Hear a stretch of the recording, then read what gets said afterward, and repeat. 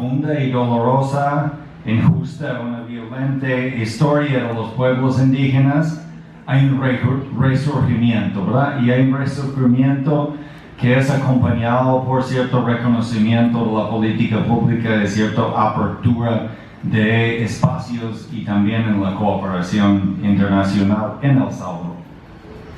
Esto es una dinámica y al mismo tiempo de una actualidad injusta, violenta, de marginalización, de estigmatización, surgen los movimientos de las juventudes en el país con mucho más fuerza.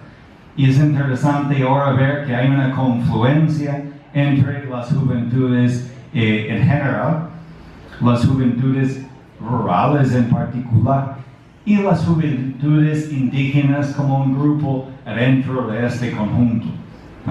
Entonces esto es una dinámica que me parece muy importante resaltar de la confluencia de estos dos procesos históricos en un momento determinado que es importante para el futuro del país. Yo creo que, y hablamos aquí, el futuro, el presente, pero también el futuro, si realmente el surgimiento que existe del movimiento indígena va a tener este futuro, es esta juventud que ahora se reconoce, se autoproclama su protagonismo en el movimiento, es muy importante para el futuro, porque podía no existir. Podíamos estar frente a una situación de solo tener adultos, jóvenes, digamos, y los mayores en el movimiento indígena sin estas juventudes y no sería la misma situación. Yo creo que hay una segunda cosa que quería decir, que es el reto de la visibilización frente a lo demás de la sociedad, porque esto es muy emergente. El ganar el reconocimiento y de los que estamos en instituciones de proporcionar el reconocimiento de este movimiento emergente de juventudes indígenas. Esto es un reto por un lado de la capacidad de comunicación, de estar presente en medios, pero también la idea de ser comunicadores de sus propios mensajes, lo que reclamaba el joven Néstor que estaba aquí, ¿por qué no tener sus propios espacios y mecanismos de comunicación? Eso es un reto que escuché claramente, el reto de la visibilización, de tener voz propia. Entonces, tener voz propia implica, la tercera cosa, el reto de tener una visión propia, porque no puede comunicar lo que no tiene de visión propia.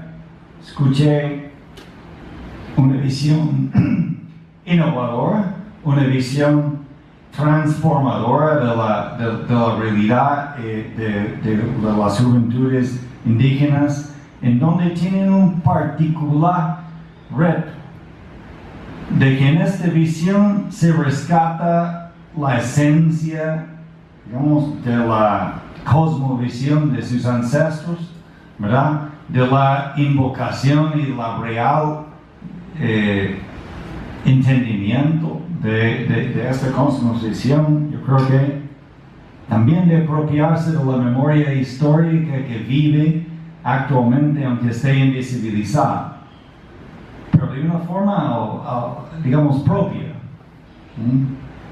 Al mismo tiempo que tienen su propia voz y que tienen sus propias prioridades. Ok, ¿cuál es esta visión? Yo creo que es evidente, es una conclusión del día de hoy, que no hay una clara visión, todavía está en construcción, y aquí me parece el reto que decía Gleason, que es la construcción de los espacios democráticos de diálogos, de saberes, entre ustedes como juventudes, con otras juventudes, de saber cómo se relaciona con ellos, pero también cómo se diferencian de ellos en su visión, en su estrategia. en el diálogo de saberes con lo demás del movimiento indígena, porque ustedes justamente están en medio de estos dos poderosos movimientos y están tratando de crear su propio espacio. Que hay una dinámica demócrata, digamos, y hay un respeto para la diversidad. Esto lo señalizaron muy claramente, ¿verdad? Y la idea de priorizar, la idea de llegar a una agenda mínima de incidencia, por ejemplo, en diferentes temáticas.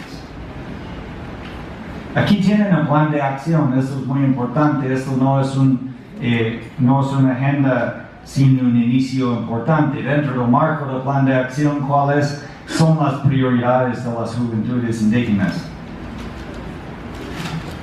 Entonces, como cuarto punto, hacer sentir su voz, y eso significa más allá de tener su propia voz y tener su visión, tener capacidad de incidencia en las prioridades, que de nuevo refleja sus particularidades, pero que es parte de otras reivindicaciones, por ejemplo, de juventudes rurales, que es parte de otras reivindicaciones de los pueblos indígenas. Sus propias potencialidades, esta historia del tour operador que reconoce que ustedes tienen algo que nadie más tiene, ¿verdad? Este de ser bilingüe, lo que escuchamos aquí en diferentes frases, ese tipo de potencialidad propia, la posibilidad de que ustedes son comunicadores en redes sociales, mientras que quizás sus padres y sus abuelos no. Quizás esto es una potencialidad que tiene dentro de su movimiento indígena. Y que estas particularidades son territoriales. No escuché mucho de los territorios. Escuché que hay, digamos, los tres pueblos, y esos tres pueblos tienen algunos territorios muy particulares, pero yo, digamos, quizás porque soy de esta maestría, pero considero muy importante elevar apropiación de sus territorios, ¿no? En esto la última oportunidad que me parece es que hay nuevas dinámicas en los territorios, que ustedes deberían de apropiarse de estas nuevas dinámicas, o tienen la posibilidad. Hay nuevos espacios de participación, las asambleas ciudadanas en los municipios, los espacios de participación de los planes estratégicos participativos. Fíjense en estos espacios, están para que uno pueda entrar en estos espacios, ¿verdad? Son aperturados, pero si no se aprovechan, ustedes los tienen que ir a buscar, porque ustedes no son visibles todavía para los que los están haciendo. Están invisibilizados todavía de la manera que tienen más voz. Esos son espacios para ser escuchados. El gobierno en el plan quinquenal está territorializando la política, aunque va despacio, pero hay regiones nuevas, hay una región oriental y una región emergente en estos agendas, que estén en sus planes, sus puntos de agenda, ¿verdad? Que estén en sus planes las prioridades del plan de acción a nivel nacional, pero aterrizado en sus territorios. Ahí tiene una herramienta de que serían tipos históricos, y es el primero. Espero que no es el único, y estamos abiertos a conversar más sobre cómo seguimos en esta lógica.